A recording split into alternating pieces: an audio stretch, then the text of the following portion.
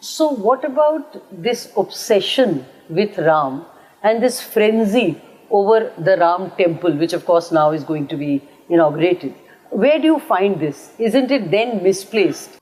I don't know, I wouldn't use those words, they're very strong words, obsession, frenzy, all this. Because if somebody has to be an inspiration after 7,000–8,000 years, there must be some element there. Not for one or two people.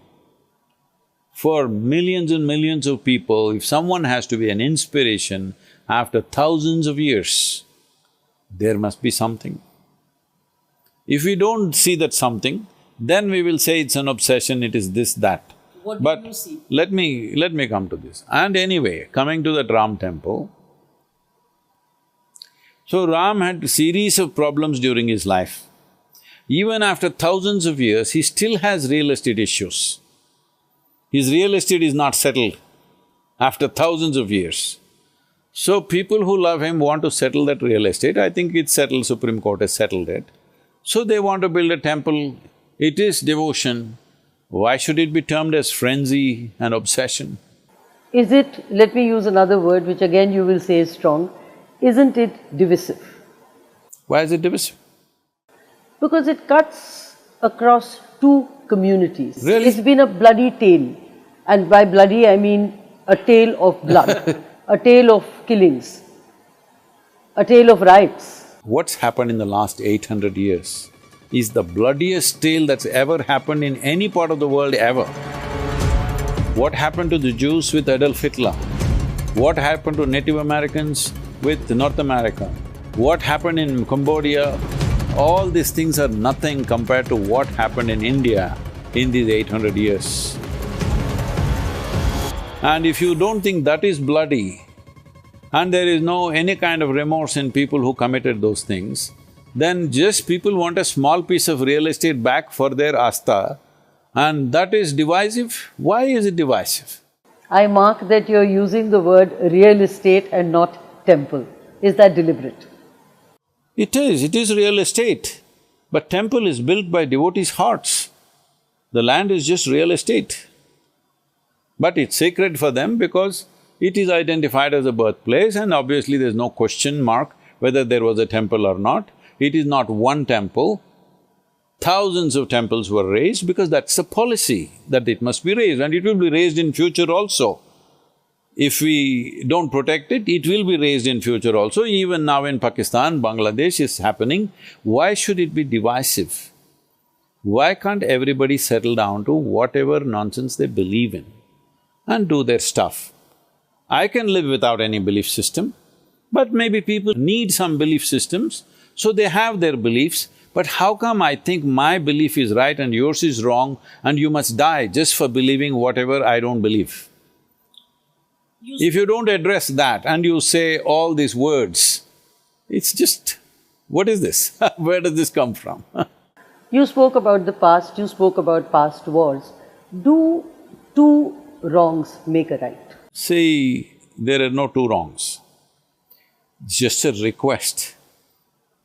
These three icons, Shiva, Rama, Krishna, thousands have been… temples have been demolished. Nobody is asking because it's impossible to refix the history, and nobody thinks it can be… we can refix the history, nor is anybody interested. These three icons, where their, their basic presence was, these three iconic places they're asking for, why can't it be just offered without a fight? Where is a fight? And nobody is fighting, they're only going to the court. Court is not a fight, it's a legal process. Why are you calling legal process a fight? You have never prayed in your life or gone to a temple, or have you gone and when did you stop going? And have you read the scriptures? I've definitely not read the scriptures. I'm not a temple-going person, I have built temples, but I don't go there. If I go to a temple, if there is… see, our temples are not places of prayer. This is something that people have completely missed. Probably in the north, it's completely gone. In southern India, still the instructions are there. Here the instructions are, in Karnataka and Tamil Nadu, if you go to your temple, nobody told you you must pray, you must appeal to the god and this and that. If you go there, you must sit quietly in one place, because these are different types of energies. Consecrations are of different types. Each deity is consecrated in a certain way to open certain dimensions of your life. So you are supposed to sit there and imbibe that.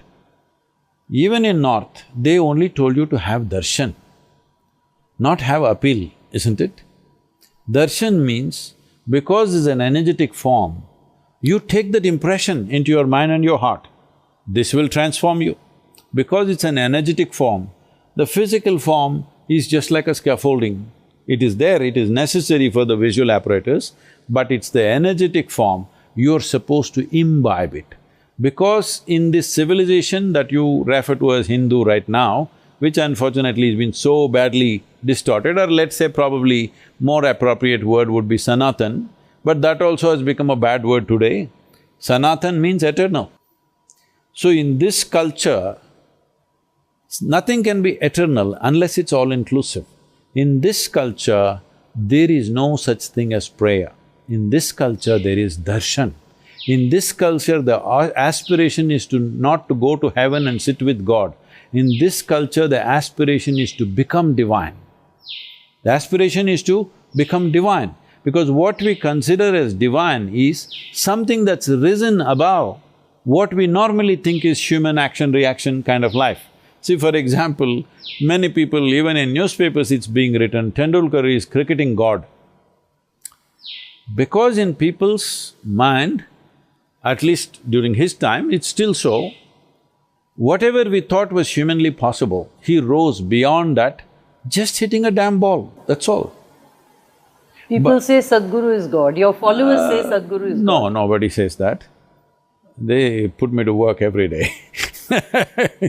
So, when they say he is God, they're not saying he lives in heaven or some nonsense. They are saying he's risen above what we think is human ceiling. He's risen above that. This is how we worshipped Rama, Krishna, everybody.